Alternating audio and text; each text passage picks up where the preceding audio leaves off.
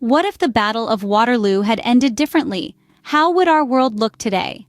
Picture this, a moment so pivotal it changed the course of history, a day etched in the annals of time. The Battle of Waterloo, a turning point in European history, whose ripples were felt far and wide.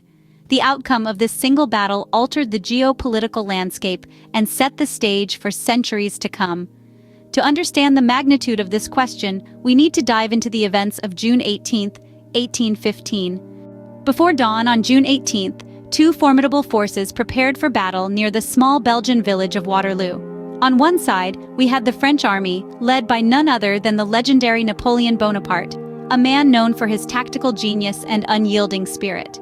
He carried with him a strategy of swift, decisive attacks, aiming to shatter the enemy's lines before they could properly respond.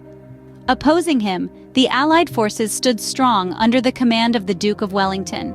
The Duke, a seasoned commander, had a deep understanding of the battlefield. He believed in the power of defensive formations, planning to absorb Napoleon's attacks and counterstrike when the moment was right.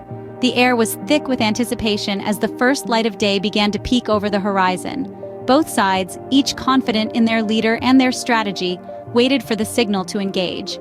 As the sun rose, the stage was set for a battle that would forever change the course of history. With the first light of day, the battle commenced.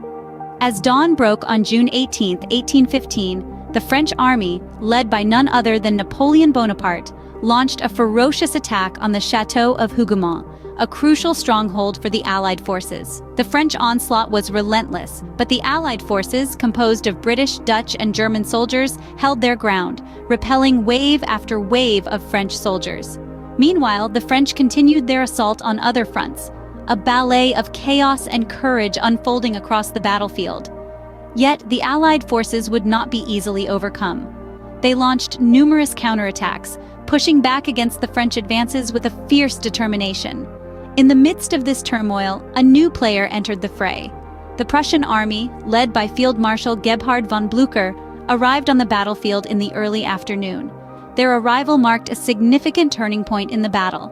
The Prussians, despite their late arrival, threw themselves into the fight with a vigor that matched their Allied counterparts. Their presence bolstered the morale of the Allies and added a fresh wave of soldiers to counter the French onslaught. Yet Napoleon was not ready to admit defeat. In a final desperate push, he sent forth his elite French Imperial Guard, the crème de la crème of his army. This was the last roll of the dice for Napoleon.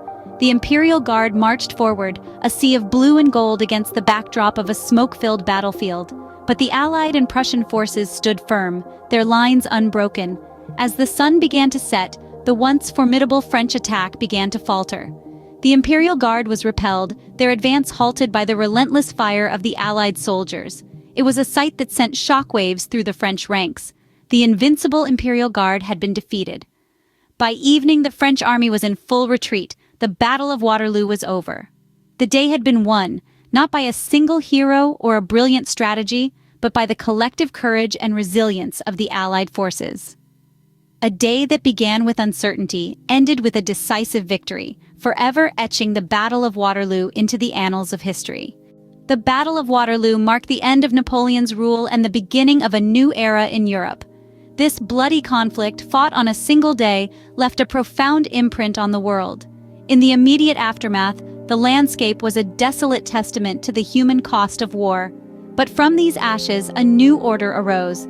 Napoleon, once the master of Europe, found himself exiled to the remote island of St. Helena, where he would spend his final years. His dreams of empire shattered. He was a fallen titan, a stark reminder of the fleeting nature of power.